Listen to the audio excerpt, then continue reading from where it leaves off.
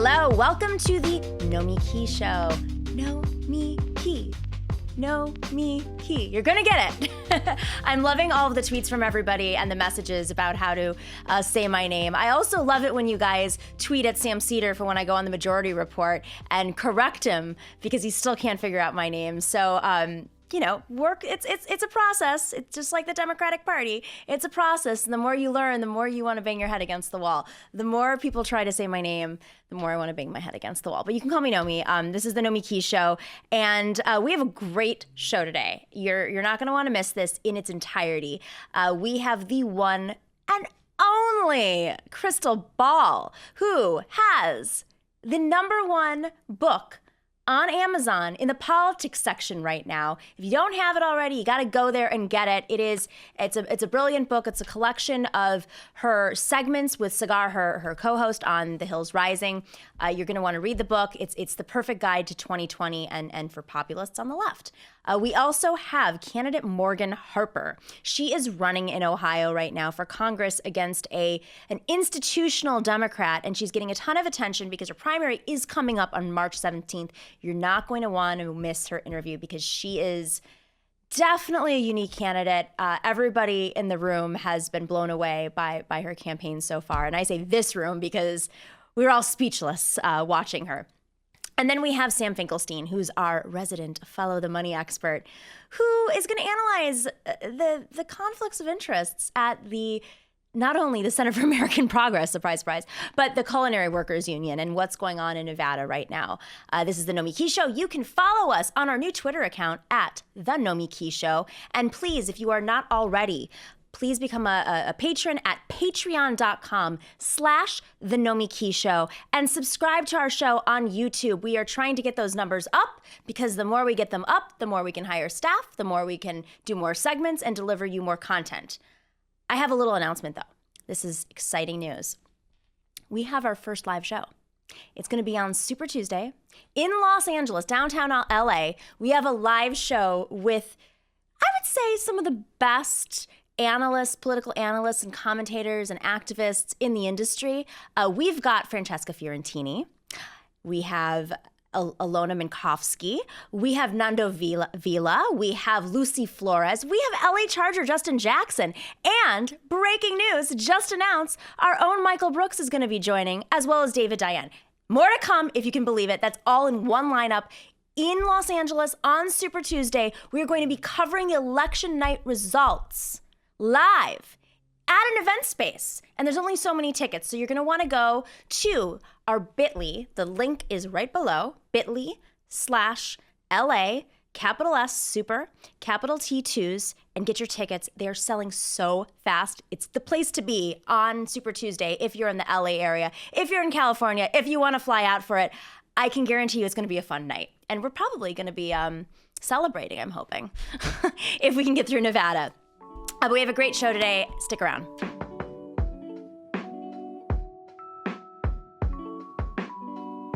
Word on the street is Michael Bloomberg is buying everybody up.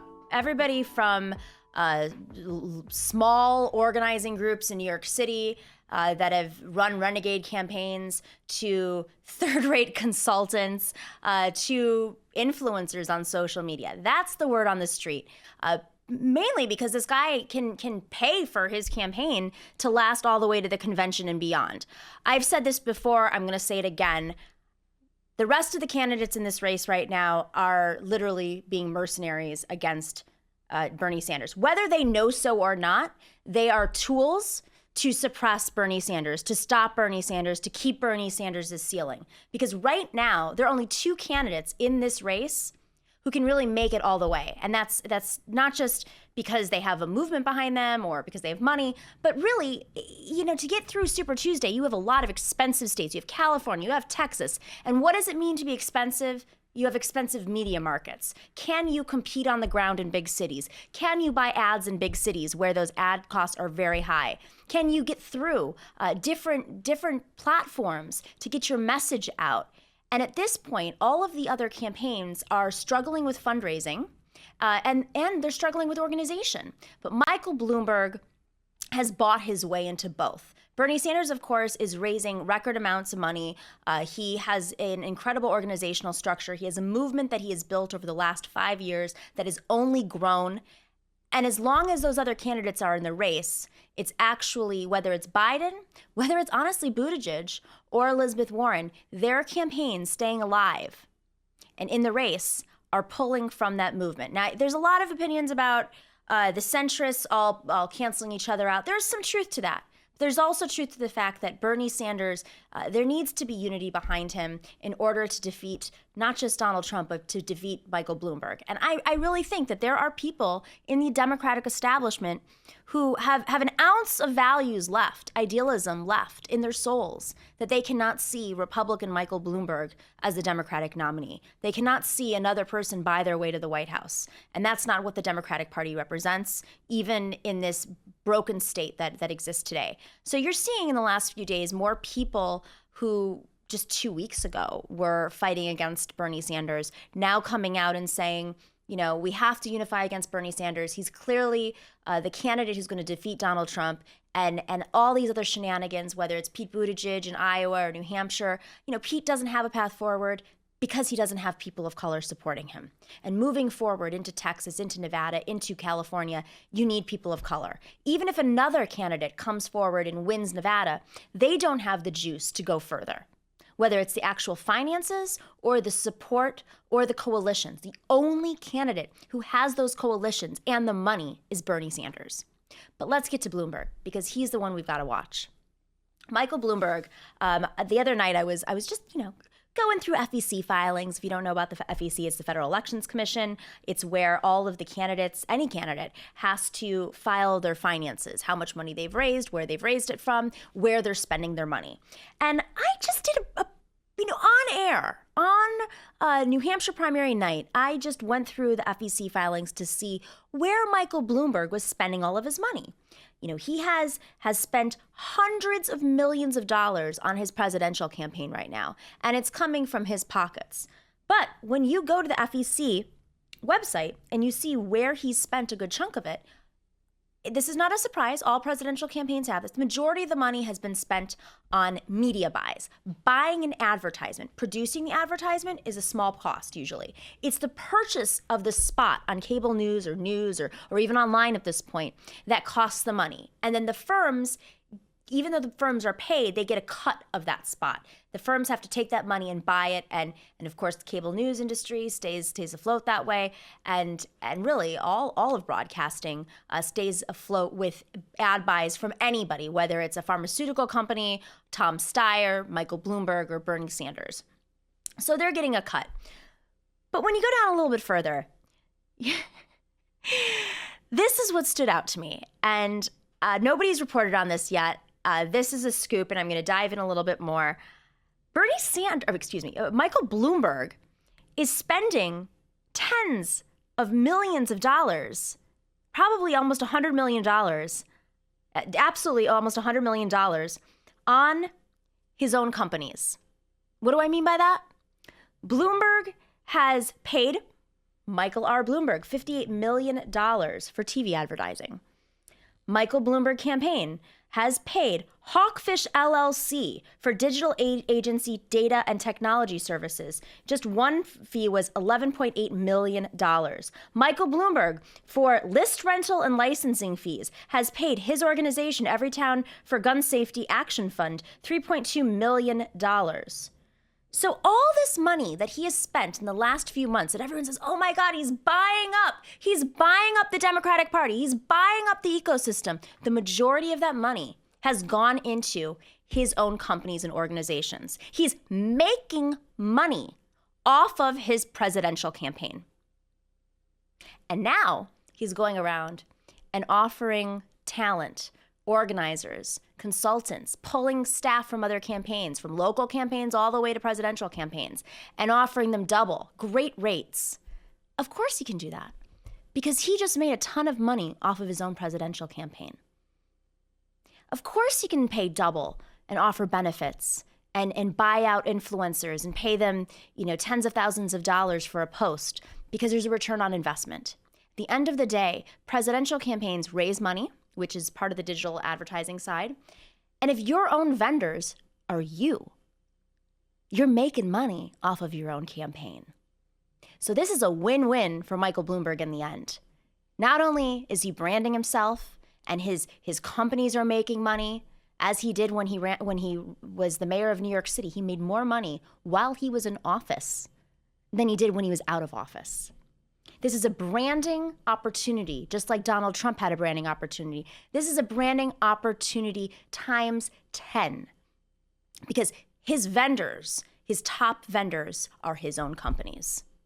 This is a whole new landscape we're going into right now with Michael Bloomberg. He is taking the model of Donald Trump and exploiting it and putting it on speed, just as he did as mayor of New York. This is something we are going to cover extensively on this show, because when I ran for public advocate of New York, I ran to be the watchdog of New York. And one of the issues that I was obsessed with was how oligarchs from foreign oligarchs, whether it was China or Saudi Arabia or Russia, were dumping their money in cities across the world, but in New York City, this makes a big difference, in real estate. And using real estate, they pay for houses and apartments in cash. The real estate holds their cash because their money was not safe in their own countries, in those banks. It used to be you'd put that money in Switzerland, but now they're putting it in real estate because it's stable, and because in many cases, as like New York City, they're also not getting taxed. But what happens in a city like New York is the cost of living goes up. The real estate prices go up, the housing market goes up. Even the rich people are complaining in New York that their taxes have gone up because of these oligarchs. You look at these big towers that are being built that are tax schemes for the oligarchs, but also for the developers who are incentivized to build more luxury condos to sell to foreign oligarchs to stash their cash. And then the cost of living in those neighborhoods is exacerbated. You have small businesses that are going to have to, they close down and they put in big corporations because they're the only people who can afford to have the rent there. Who was responsible for that? Well, the first person responsible for that was actually Donald Trump. He, in his early career, his first real estate move was to have a tax abatement passed for what is now the Grand Central Hyatt. It's in Midtown, but he was called the Commodore Hotel at that point, and it was a very unsafe part of town back in the in the late 70s. And he wanted to buy that land, but the city wouldn't approve it. Well, his father was a big donor to the city, the mayor of the city and the governor of the state, both Democrats. So he used his father's power to push through the approval of what was an illegal tax abatement. And he used his father's influence because the people who were in charge of the commission to oversee this were essentially pressured because of the political donations of his father to pass this. And then Donald Trump did this over and over and over throughout the city. He used these tax abatement schemes, which gave tax breaks to big developers to build high rises along the east side of New York City and Manhattan and throughout the city. And then all of the developers used this moving forward. But you know who took it to another level? Mayor Michael Bloomberg.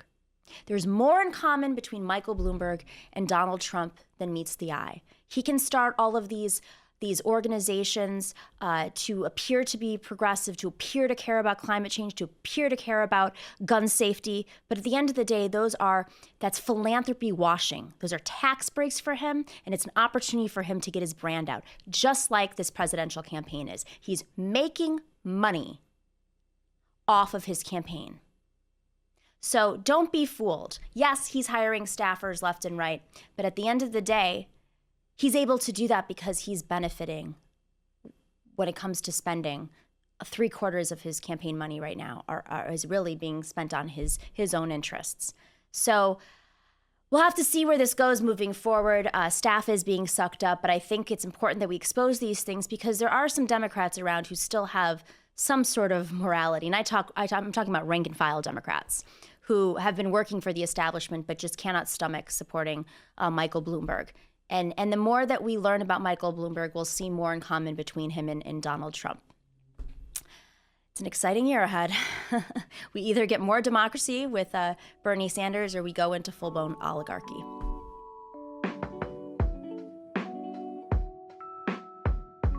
Please become a member on Patreon. It helps us pay the bills. It helps us edit these segments. It helps us produce more content for you. It's a great investment.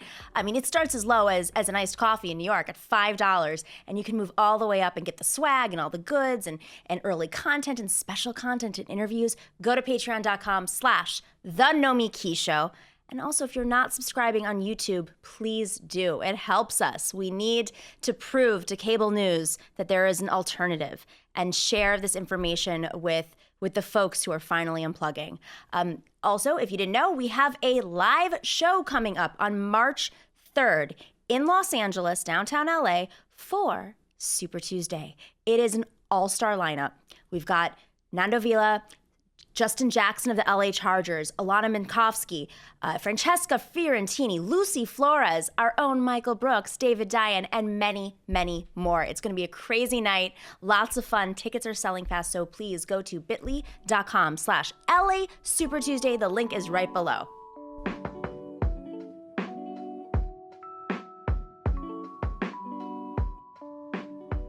Our next guest definitely does not need an introduction. I just called her the Ryan Seacrest of left hosts, meaning she's so busy, she's accomplishing so much. I don't know how she does it because I can barely function and I don't produce nearly as much as she does. And she has a daily show, kids, family, commute, writing books, many books, and of course has really blown up the show The Hill Rising. We're talking about Krystal Ball, of course. My old friend Krystal, thank you for coming to one of our first episodes. And I couldn't be any more honored because I have to tell you, before you get started, you were probably the inspiration behind my start in TV, given that you gave me early advice. You also got me to run for office for the first time, and I blame you for that. So it's like a pro and a con here, pluses and minuses. All those things. I don't know that people know how long we've known each other for a long time. So. Many lives, many lives of Krystal and Nomiki. There is the mutual inspiration all the way around. So thank you. And somehow we both ended up on the proper side of politics, not the right side, the left side of politics, when I think many who kind of came up with us either just got out entirely or totally sold, probably working for Bloomberg now, to be honest. Right, exactly. Yeah, exactly. Either they're working for Bloomberg or they're aspiring to work for Bloomberg. One of the two. Yeah. I'm aspiring to work for Bloomberg so I can take his money and then shit on him in public. I feel like that's... Is there like an internal revolution that we need to foment within the Bloombergs? Like we could join up with Bloomberg and then unionize his staff kind of thing? Yes. I love that. His influencers. Yeah. So Krystal, you just wrote a book called The Populist Guides to 2020, a new right and new left are rising. I can't even say it properly. Congratulations. You have hit #1 in the politics section on Amazon. I'm blown away. Socialists are taking over. It's extraordinary. But I want to talk a little bit more about how you got started. I mean, I have known you a long time, and I think many young people are just learning about you. But there are folks who remember you from Msnbc and before. So how did you get started in politics? Let's just rewind, a decade and a half. Yeah. So my start in politics, I think it's a lot like, a lot of people who first got engaged after the Trump election and felt like, oh my God, we have this existential situation and I have to get involved and be more active in a way that I never have been before. And for some people that meant running for office, running for Congress, things that they had never even conceived of being possible for themselves. I kind of had that moment back in 2008, 2009, 2010, when I ran for Congress. I really hadn't been particularly political active. I was sort of normally engaged citizen. I think like a lot of people of our age, I was really activated by the Iraq War opposition in particular.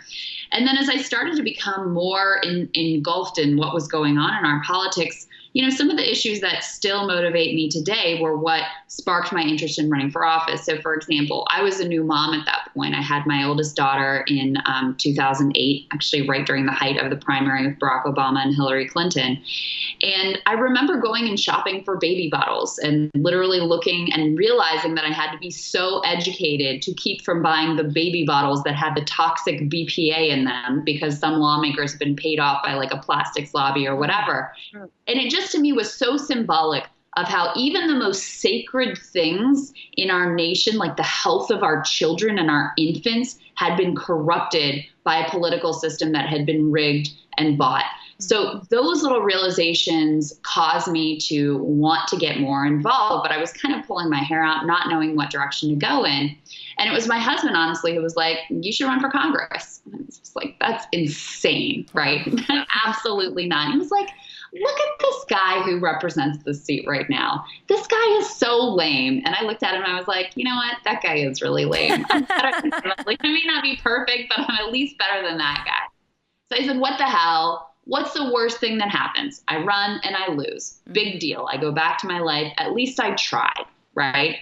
So I jump into this thing head first. I win a very contentious Democratic primary against a sort of blue dog, retired Army colonel who's been planning on running for the seat for a long time. Wait, hang on a second. Can we just stop for a second? You just won the primary. Like, that is a huge achievement at that time, pre-DSA, you know, massive DSA at least, pre-Justice Democrats, pre-Bernie. Yeah. How did you do that? Well, I mean, I think I was a lot less, in a lot of ways, I was more of a mainstream progressive at that point. But I did take some views that, especially in my rural Virginia district, were, you know, not mainstream views at the time. I mean, at that time, remember, Barack Obama didn't support gay marriage. Hillary Clinton didn't support gay marriage. And yet there I was, like, proudly on my website, these are my values. This is who I am, and I'm not going to change. Mm-hmm.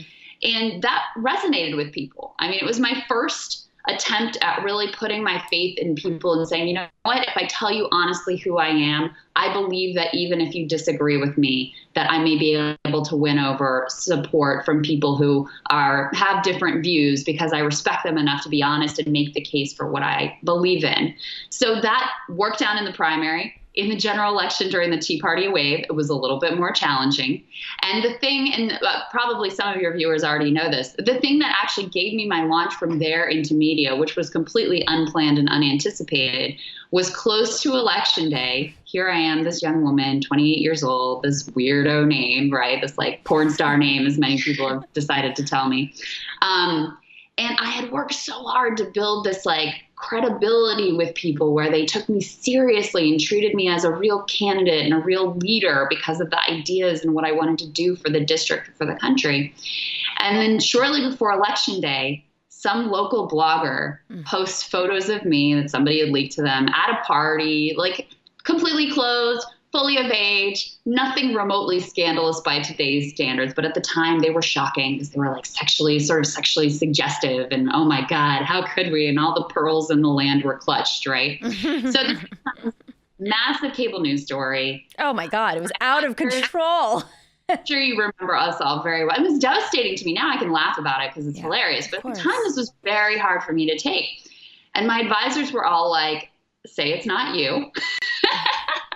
Or they were like, you know, just don't say anything at all. I was like, that's bullshit. You know what? This is sexist. This is going to happen to other young women, and I'm going to call it out, and we'll see what happens. So I did.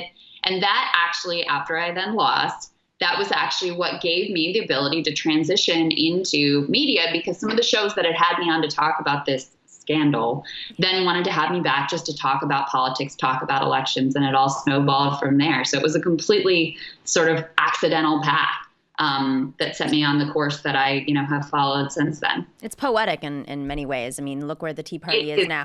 It is poetic because the thing that they used to try to destroy me is what gave me my power, Nomiki. Right. Platform. That is my ringtone now. We've both gone through that in many ways, and we have to. Yeah, and I think it's a great lesson for the left and for other candidates who are going through it, have gone through it, or definitely will go through it. You know, you ended up hosting a show called The Cycle on Msnbc. That's how my parents learned about you. Still fans of yours. They've evolved as you've evolved. But I do want to talk a little bit before we go into sort of the current state of politics and how you ended up where you are today. You brought up this thing about evolving in politics is very natural, and that's sort of what we want people to do. Bobby Kennedy, don't forget, like, Bobby Kennedy evolved, and he became a much more progressive, left-leaning Democrat before he was killed tragically. But if you go back 15 years prior, he was a lawyer for the McCarthy hearings. I mean, this is how hopefully we want our politicians to grow, to learn from mistakes and be more connected with the people. But I think you and I are both of that age where there wasn't really a left movement. If so, it was a little fringy, cool, but not something that you could massively mobilize around or organize. And I think that there was a lack of education, in particular, around issues and what could really be brought to the table. So I also, I was involved in the Obama campaign in 2008 and in 2012, and I think that era, in some ways, has stigmatized some people in that.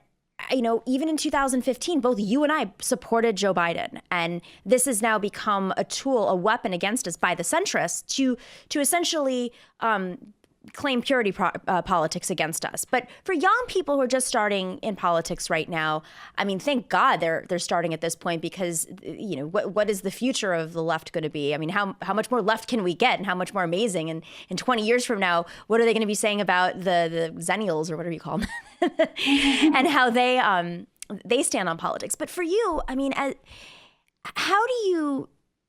where's the boundary for someone who came up in a different era and the politics reflected of that era and was probably ahead of the curve then to where they are now? I mean, calling out Joe Biden's track record 30 years ago, what in his track record matters now that would reflect who he is as a person today versus something that was just reflective of an era?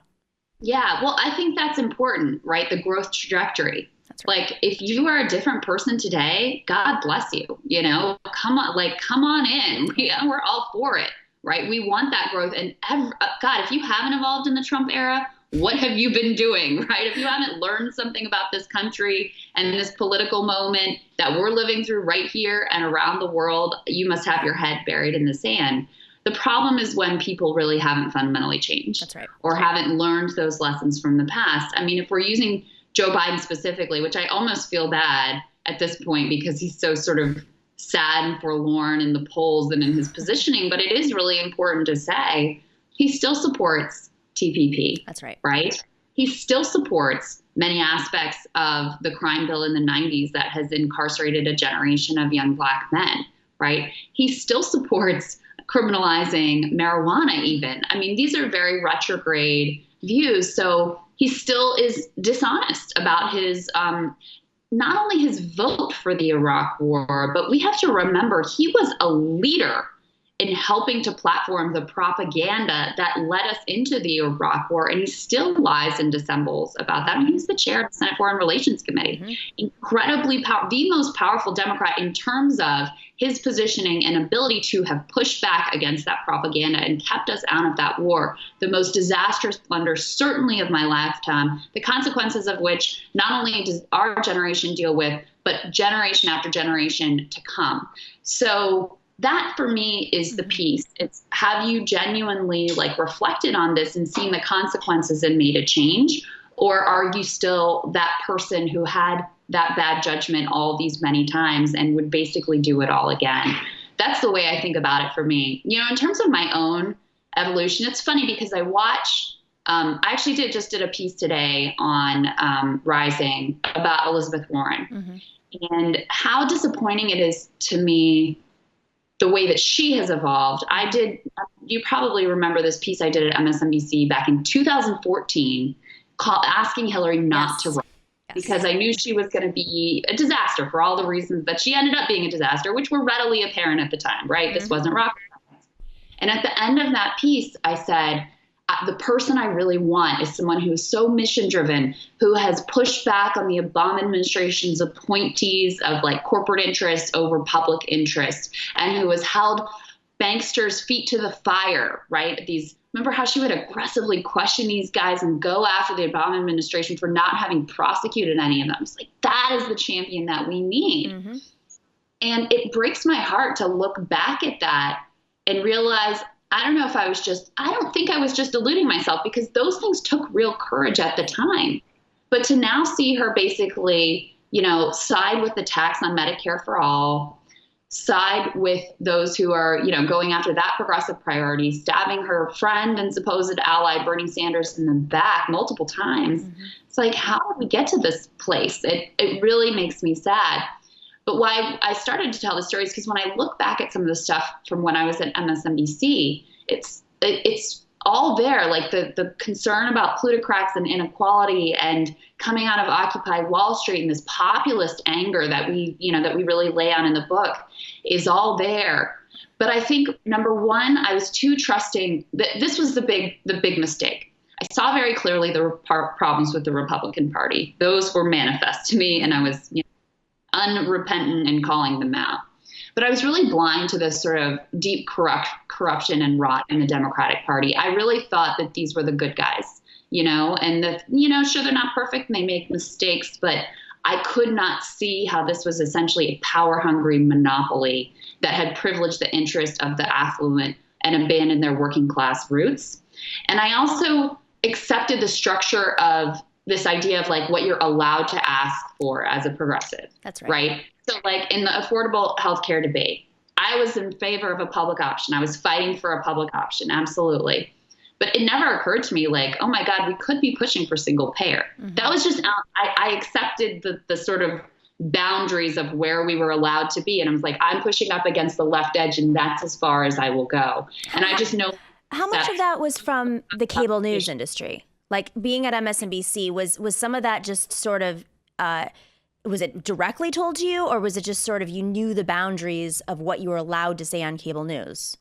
Mostly it was just, but it's also, and also you don't even realize the boundaries that are being put on you in some ways, and the framing of the stories and what is, mm-hmm. What you're supposed to cover and all of that. I mean, some of it you just don't even notice is going on around you, or at least I was not wise enough to really be attuned to all of that. Mm-hmm. Some of it, though, was quite explicit.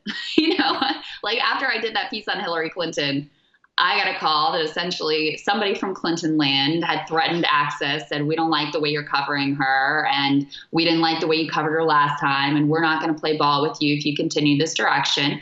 I wasn't told I couldn't say anything, but I was told next time I did a monologue on Hillary Clinton, it had to be approved by the president of the network. Oh my God. Very unusual. Like, this is not normal protocol, right? So some of it was explicit. I was also told, like, nobody cares about TPP, which is just more of a less nefarious and more of a class bias thing, right? You're working in New York, you're in, affluent circles with media elites. Nobody in your circle cares about TPP. It's not important to your people. And the ratings are very imprecise. So you can't look and really say exactly like this segment worked and this didn't. The way on YouTube, you really can tell what people respond to and what they don't. So it's all but based on gut instinct and intuition. And so the intuition, a couple things that we were told no one cared about, TPP was one of them, and climate change was definitely another one of them. That's hard to believe. I can't believe MSNBC at that time was hosting these big rallies and concerts in Central Park over climate change, literally. I mean, it was like a branding scheme. It was Climate Week, and this is stuff that they used to do. I can't believe that they would say nobody cares about climate change. I believe it. I'm not saying I can't believe it. It's mind blowing to me. That was the conventional wisdom. And it was like seen as kind of like, if you did a climate change segment, there was like a cost to that. Like you could do it, but you should know that it's probably no one's going to really watch it or care. Right. So it's nice. You can do it, but So what did they want you to cover? What kind of things back then? I mean, just a couple of years ago, but back then, what were they into covering? I mean, this is also, Bernie had announced at this point, or in 2015, he had announced in, I believe, June. And I think both you and I were still like sort of, toying with Biden separately. It wasn't like we were working together, but we were toying with Biden. And then I know for myself, I joined the Bernie campaign in the fall. But was MSNBC covering Bernie when he first announced? Was it? Not very much. He was definitely not taken seriously. And this was right at the end of my tenure there Right. because it was summer of 2015 when our show was canceled. And, for me with Biden, I was just like, God, we need an alternative to Hillary. That's right. This is, this is really going to be bad. And his plan was, I'm sure you remember this too, to run to her left. Mm-hmm. Right. That was the political positioning that he was planning on. And, I couldn't have foreseen, as I think that, almost no one could, even the Sanders people who were planning the campaign couldn't have foreseen how much and how quickly he would blow up. Again, I was in these like blinders of, I didn't think that you were allowed to ask for that. Right. Right. Like too good. We can't ask for that. So, no, the one person I will give credit to who is a friend and is just a brilliant guy, just has this like brain on him that you can't possibly imagine, is Steve Kornacki. Yes. He was from New England and said, look, Bernie Sanders is in position to do better than you all think because he's from Vermont. The early states are very favorable to him, that Iowa and New Hampshire had potential upside for Bernie Sanders. And I think also, look, he has a actually good gut instinct in politics. And I think he saw that there would be a desire to have a Clinton alternative. So he wrote a piece predicting that Sanders would outperform what people thought, and it turned out to be, right on the money. But overall, there was like a dismissal of his candidacy. No one really took it serious. Like the Beltway, people couldn't wrap their heads around it. And Trump was like a sideshow, he was hilarious and he was like ridiculous and let's cover him just as entertainment, right? But I think it was hard for them to take Bernie seriously. And then you know how this thing perpetuates, right? Like the Clinton people have a whole world of operatives. Many of them are employed in cable news. And certainly the access that you get to that campaign is dependent on your coverage of it. And so that changes the way the whole thing is handled. It's and seeing how it's shifted even the last couple of years since Trump. I mean, it's almost like the lessons from Trump not giving him too much exposure have been pushed on Bernie in many ways. They don't want to give Bernie too much exposure because maybe they think that exposing him on cable news attributed to his rise. I clearly, we're looking at it right now. I mean, they've only given him negative coverage in the last year, and it's very little. Literally leaving him off screen in polls and in headlines. And it's growing the movement. There was an interview a couple of days ago, you probably saw it, where Ari Melber from Msnbc, your former co-host, was out on the trail in New Hampshire interviewing voters. And an older woman said, I didn't know who I was voting for. And then I finally decided I'm voting for Bernie Sanders. And goes, well, why is that? She goes, well, I watch a lot of MSNBC. And, he made a little quip like, oh, thanks, ha, ha, ha. And then, she said, well, I was upset about the coverage that you have been giving Bernie Sanders. So I'm curious. I mean, since you're so tapped into this, and that woman is a she is a hero. I'm like, get her on the campaign trail. We need all of that. But you understand how segments are pitched, how the micro targeting works, and the analytics, everything that goes on behind the scenes, as well as this new side of movement politics through independent media online. Yeah. So I wonder, do you have a sense of how many people are probably in her camp who watch cable news, or our parents' age, who are getting turned off? That's impossible to say. I couldn't possibly tell you, but I think it says everything. The fact that Bernie Sanders has no cable news network that is friendly to him. Right? They are all actually. Fox is probably more fair to him, honestly. Yeah, no, I agree. Tucker Carlson is a Bernie bro now. I mean, I was on with Tucker the other night, which I know is very controversial, and I understand that. But my philosophy on that is I'm not going to see millions and millions of people if I have an opportunity to talk about progressive politics with them. It was the most fair segment on Bernie Sanders that I've done on cable news, maybe ever. It's like, what is happening here? It was the same night that over on MSNBC, Chuck Todd was smearing Bernie supporters as brown shirts, right? So that was the dichotomy. But people are seeing, they're thinking for themselves, otherwise he wouldn't be winning. That's, to me, the greatest metric of how much they have failed and how much credibility they have lost. They've lost a lot of credibility in the Trump era, but even before that, I mean, the same people that cheerleaded us into the frickin' Iraq war, they're now like all paid to come in and opine on the liberal network. It's insane. The same people who never saw the financial collapse coming are still over on CNBC and still running the, business reporting on all these networks. There's just no credibility left. And so they get very upset when Trump cries fake news, which I understand, and his attacks on the press are way over the line. Mm-hmm. They also freak out when Bernie rightly points out that, look, the fact that Jeff Bezos owns the Washington Post, maybe that affects their coverage and they lose their minds about this. There's never any self-reflection about what did we do that may have caused this lapse in trust, right? Where are there genuine concerns here? Are there real roots in that mistrust?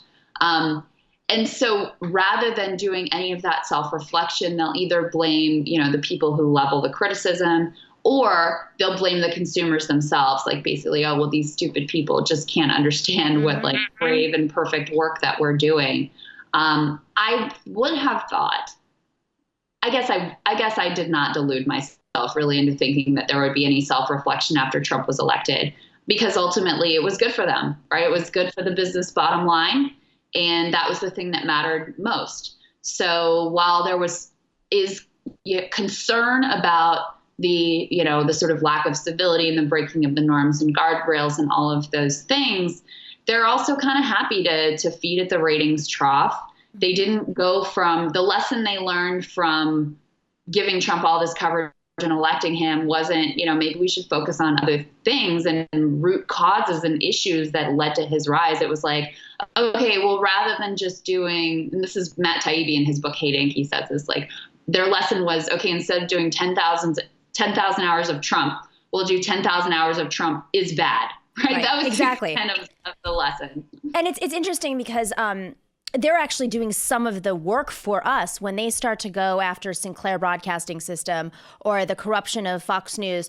The funny thing is for the most part, it's the same backers, with the exception of human. You look at the News Corps board. I think to this day, the News Corps board, which is, the proprietor, now Disney owns them, but they own Fox News, right? The News Corps board has actual former Clinton administration officials on it. So it's the old George Carlin thing. It's the same people, give or take a few donors here and there, give or take a few advertisers here and there. And it creates, it really stems from the top, of course. I'm sure there is an agenda. I'll say this. I'm sure there's an agenda, that Phil Griffin has an agenda, and that whoever's running Fox News now has an agenda, that reflects in some way the financial support they're getting. And that trickles down. Does every segment producer and booker understand that? Probably not. But there's often direction, right? Don't have this person back on, or maybe reschedule them, or, change the questions a little bit. I'm sure you would get things in your earpiece every once in a while saying, move on or wrap it up. Inherently, it's, humans are very good analyzers of their environment. And very much what sort of topics, questions, behaviors will get you praise and career elevation, and what won't. Mm-hmm. And we're also very good at rationalizers, right? So going back to my Hillary Clinton example, when I was told, you can still say what you want, but it's got to be approved by the president of the network. Mm-hmm. Did that affect my coverage of her? Yeah, probably. I'm a human being, that made me think twice. Is it really that made me have to ask the question, is it really worth me saying this thing today? Right? Because I know there's a cost. And that's happening on a micro level, every day, with every segment, with every question, with every decision. That's happening on a micro level. And many times the people who are doing it, they really don't even realize, the structures and incentives that are shaping their behavior. It kind of reminds me a little bit of what happened with the Iowa caucus, where, I don't think there was I can't say for sure there wasn't a grand conspiracy, to be honest with you, but let's say that there was no grand conspiracy for the sake of argument. But every single decision went for Pete and against Bernie. Mm-hmm. Every time there was a tree, a decision matrix, right? The choice was made to go pro Pete, anti Bernie. So let's spike the poll that shows Bernie leading and Pete not doing well. Right. Okay. Complaints. Yes, let's do that. Can you imagine if Bernie called to complain, please? It would never Nope. have spiked that poll, right? Andrew Yang was left off of many surveys. Exactly. Nobody ever cared, ever, right? So there's that. And then should we use the app maker that has direct ties to Pete's campaign and Pete's swag all over their office and is super cozy with the Iowa Democratic Party chair? Like, should we do that? Mm-hmm. Sure, of course. If it was Bernie that, had the ties to the app maker, do you think that they would have done that? Absolutely not. Exactly. Should we release these partial results that show Pete doing well, even though they're incomplete and wrong? Yes. Should we correct these errors? The errors in calculus that we can see with our own eyes that the math is wrong. Should we correct them at risk of taking the win away from Pete? Mm-hmm. Should we do that? No, because that could be bad for Pete and it could be good for Bernie. So we're not going to do it. Should we count the precincts that are good for Bernie at the absolute end and maybe rethink how we're counting these satellite caucuses? And right, once you get to the satellite caucuses where the Black and brown working class people the Democratic Party is supposed to care so much about have fought to be able to even vote at these caucuses. Once we get to those, then suddenly enough is enough. We got to stop. We got to recanvass. And I don't know if you're doing these figures right. You may be counting these Black and brown voters too much. I mean, it's just like so blatant. And it's all about your connections, your bias, your preconceived notions of what's fair and what's not. And every actor involved may well have thought that what they were doing was precisely right and that they were really just making the best decision they could at the time. But people are so shaped by those relationships and those incentives and by their own ideological bias. Deconstructing this is very important. It's something, Sam Cedar from the Majority Report and I have debated. And, I say rigging. He says it's not rigging, but we both agree on what happened. It's literally the label you attach to it. And it's in the case of the Iowa caucus or cable news networks or just any of these, there is something that stems from the top. And so I think that's what's so powerful about Bernie Sanders' movement and DSA and many organizations that have popped up like Our Revolution. It's very grassroots. It's decentralized. You look at the unions that perform the most democratically, they're more decentralized. You look at the ones that are causing chaos, like the culinary workers, they're very leadership driven. So that stuff, that erodes an organization, but there's fear, whether a person consciously knows that they're contributing to the quote unquote rigging, or they're more afraid of challenging the person who hands them their check at the end of the day, or their power, or their tickets to the inauguration, or, the hotel rooms they get at the DNC. I mean, this is the power, the bartering that comes with power is sometimes very minimal at the end of the day. I mean, it could just literally be access. It could be, I know this person, I can call them up. Totally. A lot of times that's it. I mean, you and I both know plenty of these donor types, right? And how they think and how they work and whatever. And some of them really do want a specific thing. You do have transactional donations, but oftentimes they just want to be able to get the president of the United States on the line and be invited to the Christmas party and have that framed photo of them together that sits on their office desk. Like, that is actually, for many of them, that's all that they want, is that feeling of proximity to power, that feeling of I am important, right?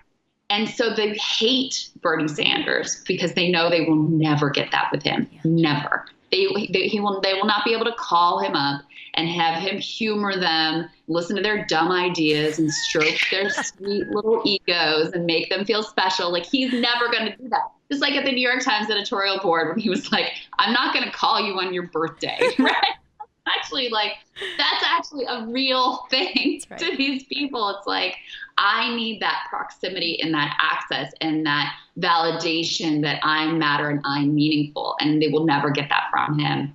On the rigging thing, I think an important point on this, because I've thought this through myself, like, is that word too strong? But I think you and I suspect Sam would all agree with the phrasing that the economy is rigged for the interest of the wealthy and the powerful, right? And it's a similar kind of rigging. It's not like there's one grand conspiracy, right, where they all get together and say, this is what we're going to do. It's a series of incentives, trade-offs, access, power decision matrix that always goes in their favor and against the working class. That is the rigging. And so that is the same exact dynamic that's going on at an Iowa caucus or at an MSNBC or at a New York Times or with the culinary workers. It's the exact same type of rigging. That's beautiful. I think that's a subject for a book. If you want to work on that together, I'm happy to do so. I'll take the DNC, you take the media side, and we'll meet in the middle. There we go. Speaking of, because I know you have to go, let's talk a little bit about your book and where people can find it. How did you write it so fast? That's what you're so productive. Well, I mean, we write every day for the show. So we're in the discipline of writing, and the book is a collection of what we do on the show. What I realized as we were watching this is that the mainstream, the elite media was basically getting every aspect of the primary wrong. And we were able on our show and with, our great guests, including yourself, who help us figure out all of this every day, to really have a fair understanding of what was happening, what was likely to happen, who was going to succeed, who was going to fall down, et cetera. And it occurred to me that we had these sort of central themes of the show that had come together organically. And I wanted to pull those together in a book to kind of synthesize them into, an understandable concept. So the four themes in the book are core rut, which is like the source of the populist anger, right? Why is it that growth is good and the stock market is high and unemployment is low? And you have people literally so miserable that they are killing themselves or drinking themselves to death, et cetera.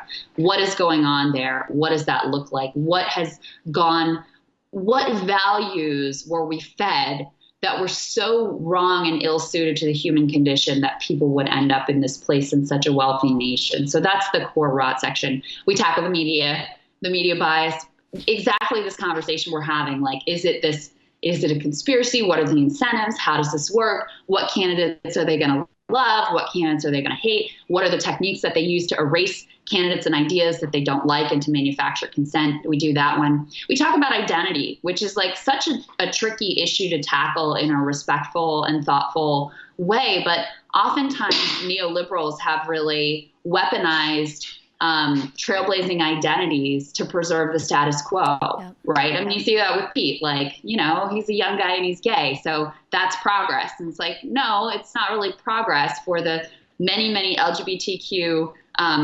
citizens who are working class, who are working poor, who are struggling, who care more about what those policies are going to do for their lives than about the identity of the person pushing those policies. So we get into that, and then we get into theories of change, which is like, okay, so if we have a working class centric politics, how do we actually affect change that is going to benefit the working class and recenter our politics in the Democratic Party, from our perspective in particular on the working class, and actually make it work? One of the essays that I'm most proud of draws on some of the lessons of Bernie's time as mayor of Burlington and what he was able to achieve there against just the, fierce opposition from the Democrats and the Republicans in town and in the entire state. So that's the book. I'm really excited about it. You can get it at Barnes & Noble. You can get it at Amazon. It's on Kindle. Many people have asked. The audiobook is done. It's just being reviewed.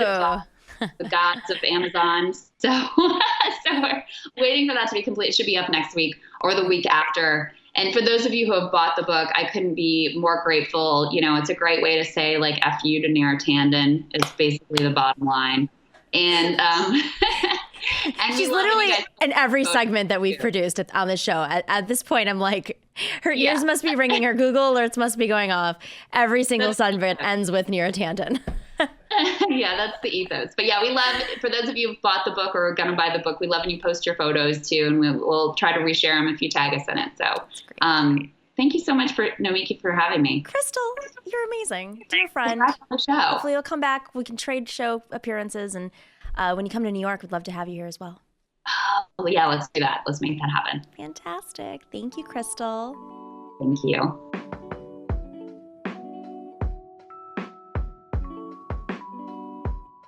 In In our ongoing matriarch profile, we have an extraordinary candidate out of Ohio who is running against the machine. If you don't know about the Ohio machine, it is a real thing. It is a force of nature. And our next interview is with a candidate named Morgan Harper, who has been running a truly grassroots, inspiring campaign, and she is approaching her primary date very soon. So I want to welcome Morgan. Morgan, we have gotten to know each other over the last couple of months, and everyone's been so inspired by your campaign at Matriarch and the Board of Advisors. But before we get to like the nitty gritty, why don't you tell us just a little bit about like why would you do this? Why would you run against the machine? And do you regret it?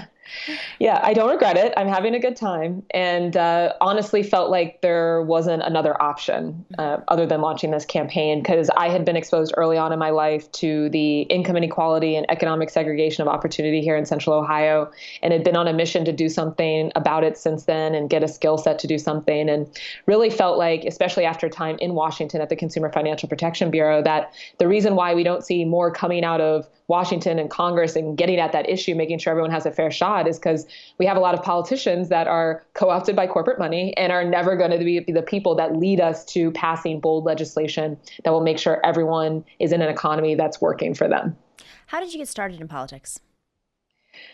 This is the first time I've ever run for anything, so I don't know if I have ever really been in politics officially. I've had a lot of experiences kind of on the periphery. So anytime you work in Washington, particularly, at a place like the Consumer Financial Protection Bureau that was under attack, you learn political instincts in a way. But other than that, I had only campaigned on political campaigns volunteered on political campaigns before. When I was in law school, Obama was running for the first time, did some volunteer work for him. And I'm learning on the job for the most part. Okay, so how about government? I mean, clearly you haven't had an interest in public policy and government. Let's rewind a little bit in your beginnings and in your interest with public policy.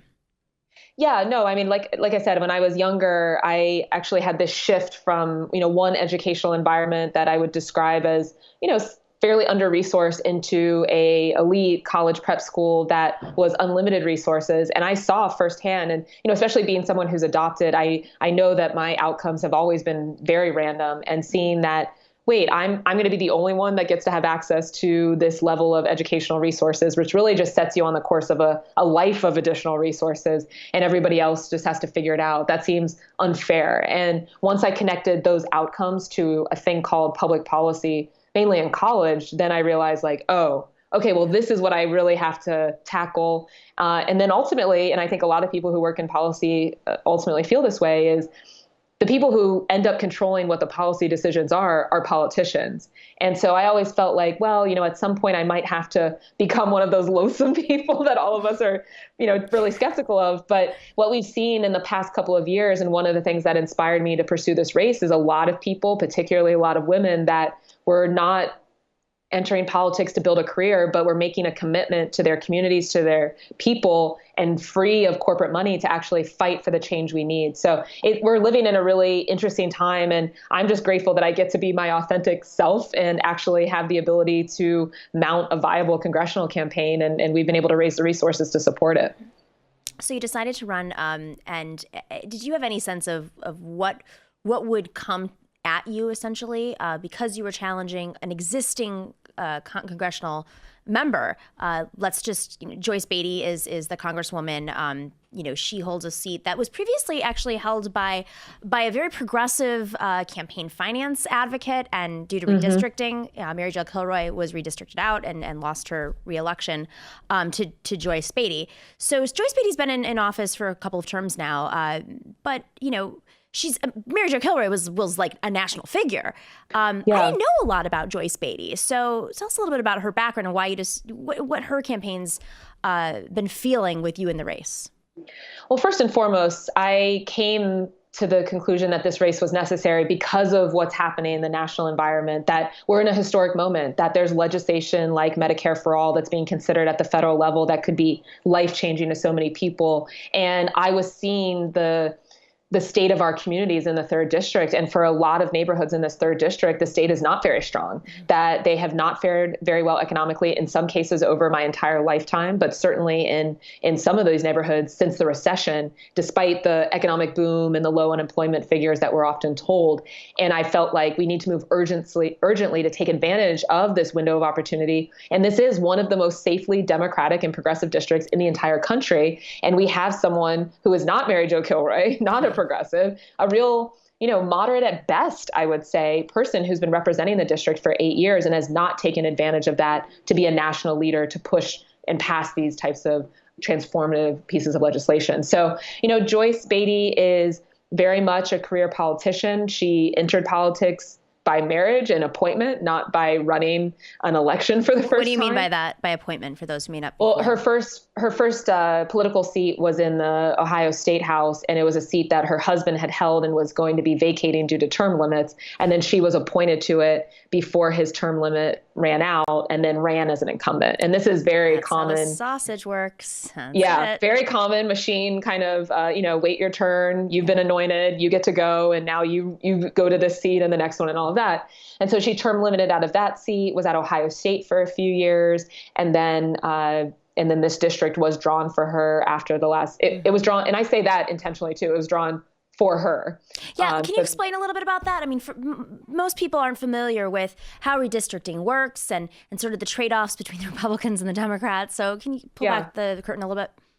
Yeah, and so the districts were drawn, and it's a Republican, and we still have a Republican-dominated state legislature here in Ohio that ultimately then draws those districts. And a deal was cut so that there would be by far a majority Republican number of districts throughout the state, but some, as a concession, you could say, I suppose, I don't know if I would agree with that, some very safely Democratic districts as well, and the third district is one of those. But, like most strategic people, right? It's like if you have Republicans that are drawing districts, are they going to draw a district and try to make it for the person that they deem to be most progressive and has the ability to turn the country in a different direction? No, they're going to do it for a person that they know is not going to rock the boat and is very much on the same page of protecting the status quo and corporate interests. And that was what was done. So a lot of the more white liberal areas were drawn out of the district, and a lot of the black neighborhoods were drawn in addition to the very home that Joyce Beatty moved into once she became a congresswoman in a very affluent suburb on the eastern edge of Franklin County and the district. So it was all very intentional, and people can look up the partisan gerrymandering decision from the district court that came out this past spring in 2019 that said, in depositions, Republicans, who would make a great congresswoman? Our good friend Joyce Beatty, right? Wow. So, it was all very intentional. Wow.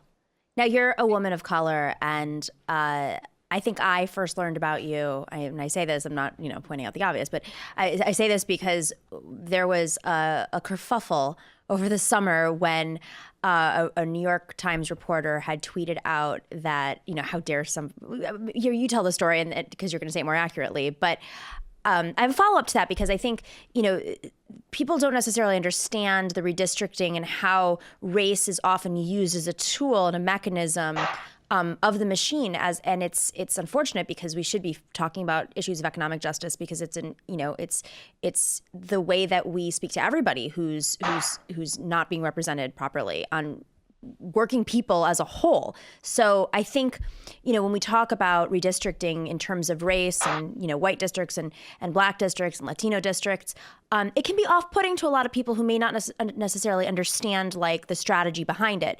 But that leads me back to the summer incident. Can you tell us what happened over the summer? Yeah. So over the summer, we launched on July 1st, and then August 7th, we received an endorsement from Justice Democrats National Organization backing grassroots candidates. And on the day of that endorsement, they endorsed two other candidates as well. And the New York Times Deputy Washington Bureau Chief tweeted about each of those endorsements. But my endorsement was the only one where he specified the race of the incumbent. It's like, oh, we've got another challenger, this time against an African-American Democrat in Columbus, Ohio.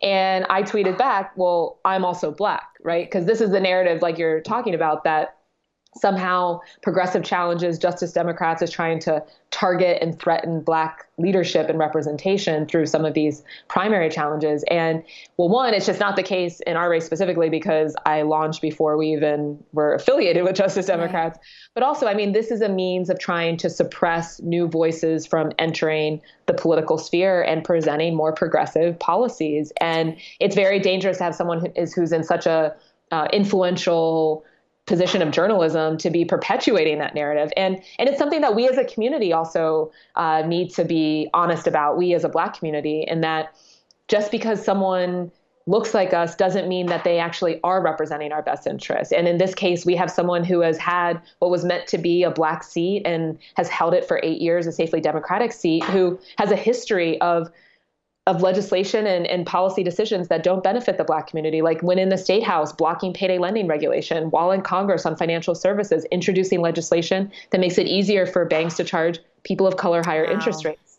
So all is not as it seems, but for sure, if I were not also a Black woman, this race would be, our campaign would be considered, dead on arrival. And in some ways, I felt even more strongly about having to run for that reason, because we've got to move past this thinking that just through identity, we are actually getting the representation we deserve. We should demand more and hold people accountable. Yeah. Let's talk a little bit about Joyce Beatty's backers. Who are some of her MVPs of donors and in PACs too? Yeah, well, she does take 80% corporate PAC money. So there are lots of corporate donors to choose from. And over, 8 years, you can imagine we're talking millions of dollars. Energy companies, AEP here in town, insurance companies, McDonald's, MasterCard, especially when you think of the one substantive committee she's on, the financial services industry, taking money from all major banks, JP Morgan Chase, which is a big player here, Les Wexner, who, owner of Victoria's Secret, who's getting a lot of attention right now. Yeah, that's a donor. And, and I do believe she is reflective of a system. And like I said, I saw it when I was working in Washington, that is in many ways corrupt to its core and has just been infiltrated by corporate money to the extent that I don't even know if they understand how it's influenced their decision making. But that's what we try to break down very clearly for voters in the 3rd District is, look, they say it's like, oh, this is just, it's money. Money comes from everywhere. My opponent's getting money too from out of state. It's like, no. Let's be very clear that money from a corporation at $5,000 a pop is very different from an individual person who believes in the value of progressive policies and grassroots campaigns, right? That is completely different. And to have an elected official that doesn't understand how they are being bought while it's happening is distressing. Not to mention, sorry to cut you off, but there's a mythology right now. And I think this is a good moment to sort of nip it in the bud, because I think I hear progressives doing it too. Yes, you want to have money from your district, but in particular, there's several districts that have been zapped of resources, including yours, in which because of the members who represent that district, there aren't the financial resources or as much financial resources from that district. So progressives actually need that coalition, that national coalition of $27 donations to be able to compete with the big money. So I think it's okay if people are, in California or New York are giving to your campaign. First, you're running for federal office, so it actually helps everybody. It impacts everyone, yeah. It affects everybody. But second, you already have enough hills to climb. And if they're doing like, oh, well, you didn't take all of your money from the district. She didn't either. Right, exactly. Yeah. Well, and also, the machine culture has created an environment of fear and retaliation. So I have a lot of people that tell me behind closed doors, I'm really supportive of the campaign, but I can't give you money because then I'm going to appear on a financial disclosure and maybe my nonprofit won't get funding or my kid won't get into the right school or whatever. Right. That's right. It's very duplicitous, in my opinion, this kind of argument. And also, you're right. The district has not fared very well economically. So I don't want the average voter in the 3rd District giving me $100. I want them to be able to pay their bills, right? So the fact that they're able to give me $3 is extremely meaningful. But it is still, even as a grassroots campaign, expensive to try to launch this type of operation. Mm-hmm. And I'm grateful that we've been able to build a movement and tap into an existing movement, and now have had over 6,000 people across the country contribute to our campaign. It's fantastic. What kind of tactics are that you can share, at least, are they using against you? And I think this is good. It's a good warning for other people who might be running against the establishment or are thinking about running. We try on the show to give people the tools, with obviously, we don't want to give away your strategy because you need to use it in these final weeks. But what are they doing behind the scenes? There's been an attempt to smear me since the beginning that I'm not really from here because I've lived other places, that I haven't voted consistently because when I was living other places, I voted in those places and not in Ohio, as I think a lot of people do. That I'm not perfect. I'm not a pure, when the purity test thing is thrown usually against progressives in terms of critiquing the legislation, but it's also being used as a tool against me that if I worked for a law firm. Mm-hmm. And so now as working 2 years at a law firm as a junior associate at a law school and paying back debt, kind of learning how business works isn't a sign of, I actually even further know what I'm talking about, why I wouldn't take money from corporations, for example. It means, well, she's not perfect. You can't listen to her at all, right? She also is connected to big, powerful corporations. It's like, okay, interesting, right? So yeah, the fact that these are the arguments, it's just trying to distract people. And we just try to really draw these delineations for voters really clearly. It's like, look, not only are the direct lines of attacks not accurate, but look at what we have out of our representative, that this is how they're choosing to devote their time, is trying to smear a not even super young 36-year-old person. That's the other thing that they try to smear. That she doesn't know what she's talking about because she's young, right? Did you love that? I get the same thing. I'm 36. I'm like, yeah, exactly. Right. But Pete Buttigieg can run for president, guys.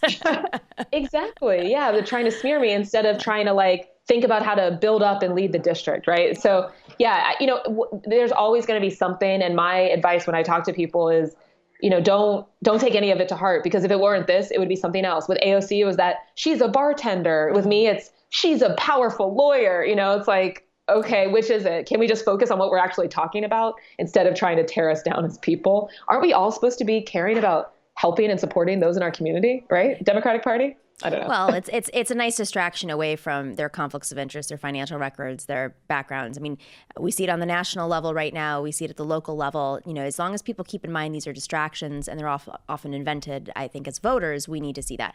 So in the final minutes, voters on the ground right now, how are they? Are they learning about Joyce? Are they learning? I mean, how are they feeling about knowing that their representative has not been serving them? And then, of course, how are they feeling about your campaign? There is a ton of momentum for the campaign. We call it Morganizing, and it really has taken over. We had a 200-yard sign backlog of orders. Oh my God, that's great. Just came in. Wow. Yeah, so that's really good. A lot of people learned about the campaign because we just had the first debate candidate forum on Super Bowl Sunday, and that was over 400 people who attended live, others that watched on Facebook Live. On Super Bowl Sunday in Ohio? On Super Bowl Sunday in Columbus, Ohio, that's in nice. winter. 400 people came out to hear from congressional primary candidates. But the challenge is, my opponent hasn't had any competition for 8 years. And so this is the first time, too, that a lot of people are giving her any critical eye or trying to objectively look at her performance. And so we're, building name ID so people know who I am and what we're talking about and educating them about these policies, while also kind of asking them to look at their representative in a critical way and make a comparison. So, it's a bit of a heavy lift to try to accomplish all of that in a, 9-month, what's been a 9-month campaign, but I think we've done it and we're in a position to win. And it's just about continuing to build name ID, make sure people understand they have a choice and a clear understanding of the differences. Because when we talk about tactics on the other side, what they try to do is co-opt the movement. Mm-hmm. We're also for movements. I'm also progressive. I care about everybody having a home and healthcare. And then the quiet corruption behind that is, but I'm also going to take money from all these industries and make sure that it doesn't happen. But we need to put that front and center for people so that they can see through the political theater into what's the reality. Because they're going to hear her, but they need to hear you. And that's why, 2 parts of the campaign are that she's overcompensating for basically being challenged at this point and putting out her spin and propaganda. And you, of course, need to get your message out there so people know there is an alternative. We have 30 seconds left. Quickly, your election's on March 17th of this year. People can give to you, which we'll have the link up. Yes. But also, are you taking volunteers if people want to go up to Ohio in March? Yes. Definitely. If people text my name, Morgan, Morgan, to 44939, then you'll be in our volunteer loop. We don't use that for fundraising. That's to just plug people in through phone banking, or if you want to come out and canvass in person, we would love that too, because how we win is getting the word out, knocking doors, and we have an army of organizers that's ready to go for March 17th. Canvassers are key because this is Ohio, so you're not in Queens anymore. They need every canvasser they can get. So if you want to go out there, we're doing 5,000 doors in a weekend now, so that's beautiful. We're making it happen. Fantastic. Morgan, keep up the amazing work. We'll be watching on election night, and I'll be in touch with you to see how I can personally help. I appreciate it. Thanks so much for the support and the interview.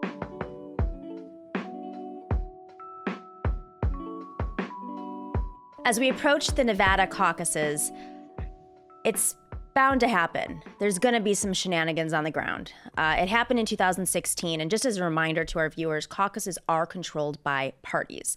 And the more parties are able to control the electoral system of the primaries or caucuses, the more they can play around. I'm just going to say it. It's not rigging, but it's a form of moving whether or not a candidate can get as many votes or delegates as needed. When they control the factors, they can possibly influence the outcome, which is why it is so important. I'm going to say this over and over, that Bernie Sanders has the most effective, organized operation on the ground so that none of the shenanigans can make a difference. And they are definitely throwing everything out there right now. And today, as we report this, there has been a revolt at the culinary workers after the culinary workers union, in very powerful union in Nevada, has come out and said that they are not going to be endorsing anybody, but they effectively, and I say effectively for a reason, said that the Bernie Sanders movement has been harassing them. So I'm going to point out that this is a tool of rhetoric that has been used over and over. Anytime an organization, a candidate has been caught, the Democratic Party has been caught self-dealing, they immediately go to smearing Bernie Sanders and his supporters, whether calling them bros, harassment, whatever it is. A movement of workers, a movement of teachers, a movement of immigrants, a movement of young people is suddenly going to be able to bully the leadership of some of the most powerful unions, second largest party, the leadership of campaigns. Come on. If you can't take a little heat online, how are you going to be able to handle Donald Trump? Which is why this is just a smear tactic. But we're going to pull back the layers a bit, because turns out this is messaging that has been pushed out continuously by our good friends at the Center for American Progress. Welcome, Sam Finkelstein, our Follow the Money contributor. We are going to do a quick little summary of what the connections are between CAP and the Nevada caucus debacle. Sam, tell us what's going on. Today, we saw the first post-New Hampshire national poll, and it had Bernie Sanders up 10 points on Joe Biden. So things are about to get very weird. And as we approach the Nevada caucuses, I'm getting deja vu from 2016 when something very similar happened with the culinary union. Let's start with what just happened yesterday. The culinary union, which as of this taping, right? Yeah. Sure. The culinary union, which represents 60,000 or so workers who basically make all of the casinos and hotels on the Las Vegas Strip run. This is the most powerful union in the state of Nevada. Their leadership, specifically one woman by the name of I can't say her first name. Her last name is Agrello Klein, but she is their secretary/treasurer, and she released a statement basically fear-mongering their membership about Medicare for All, saying that, that we have this great union health plan and Bernie Sanders wants to take it away. And they predictably received a lot of criticism, fair criticism, saying, hey, you guys aren't being especially honest about what you're saying to your members. And then immediately they proceeded to go into we're being attacked by Bernie bros.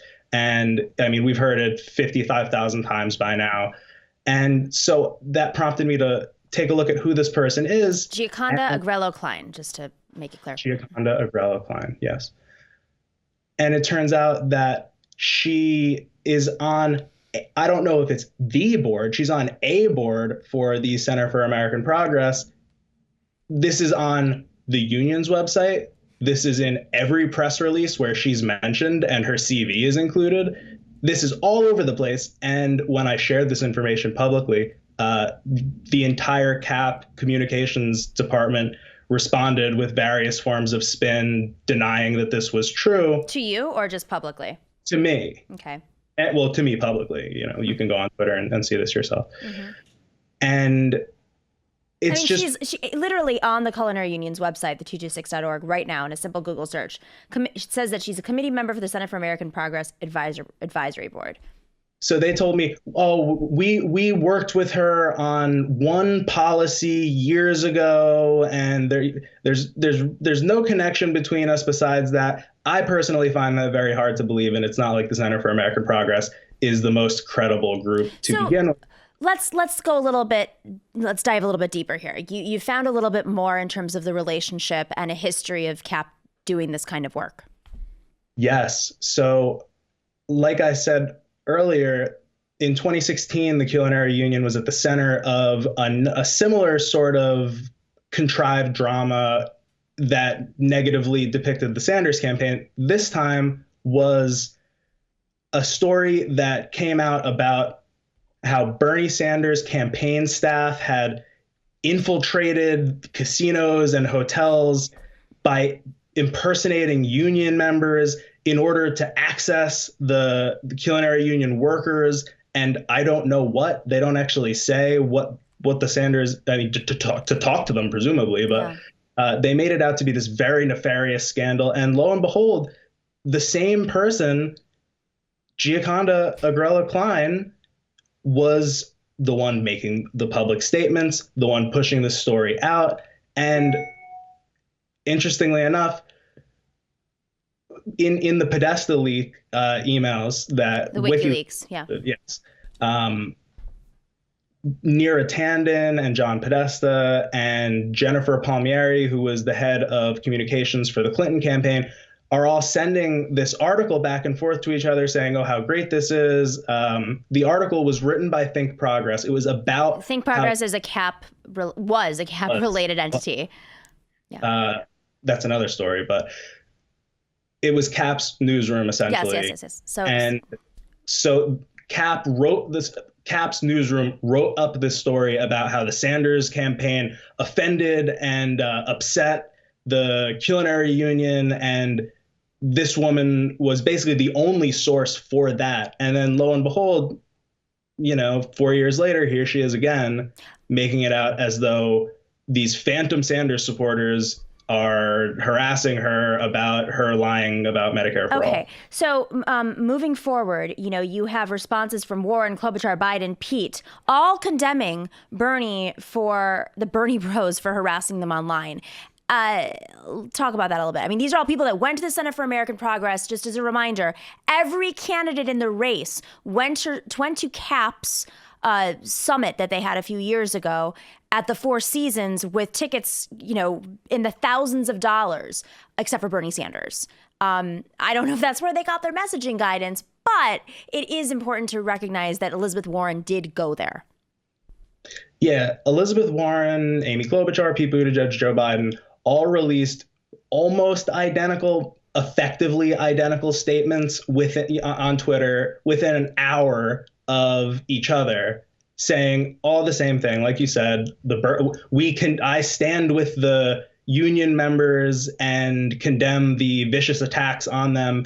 And this is a profoundly cynical statement on the part of all of these campaigns, because they're not standing with the union members. That's right. They're standing with the union leadership, specifically one person who not only is connected to CAP and that whole world, but is also on the board of trustees for the union health plan. So she has a financial interest in Medicare for All not happening, because if Medicare for All were to happen, they wouldn't need a board of trustees to manage the culinary workers' giant pool of money that goes to their health care, because it wouldn't exist.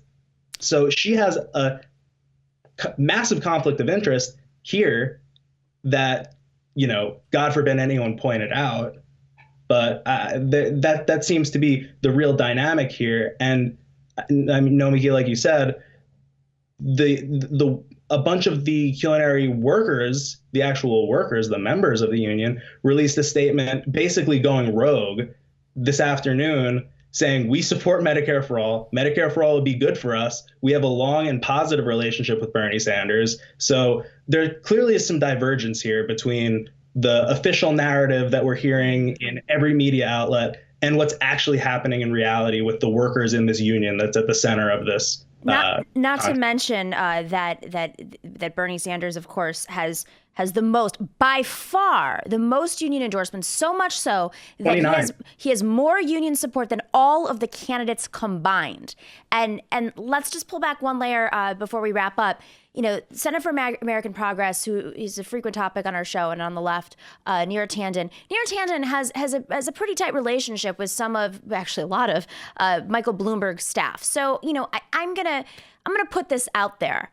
If somebody wants to ask, a good reporter wants to ask Neera Tanden if she supports Michael Bloomberg or why she hasn't questioned Michael Bloomberg, please do so. Because let me tell you something. I am pretty sure that the union members and maybe even some union bosses are not going to be looking forward to the fight that they're going to have with Michael Bloomberg in trying to literally shut them down. Just look at New York City. Look what he did to the teachers' unions. Look what he did with charter schools. That should be that should be the evidence right there. And I just want to know why the Center for American Progress isn't highlighting that and is more interested in spreading a myth about working people online, immigrants online, and of course the support of the culinary workers.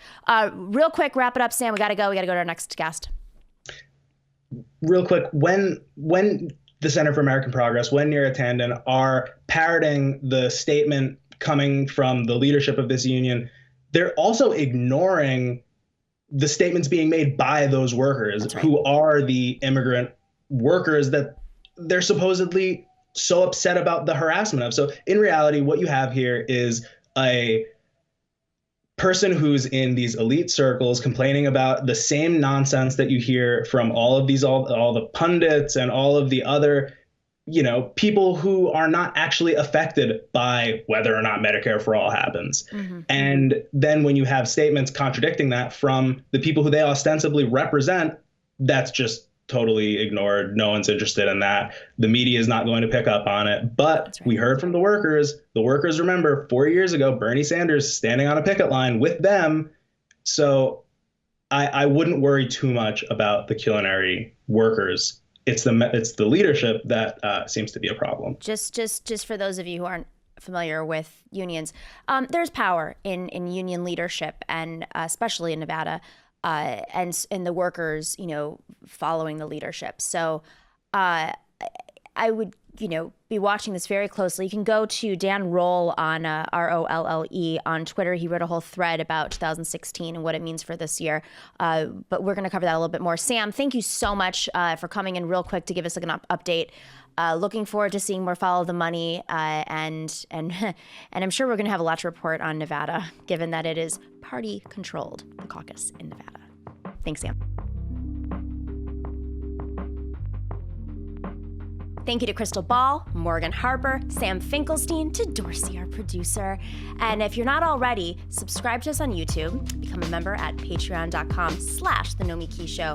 And there is still time to get tickets to our live show on Super Tuesday in Los Angeles with our all-star lineup. The link is below. Thank you again.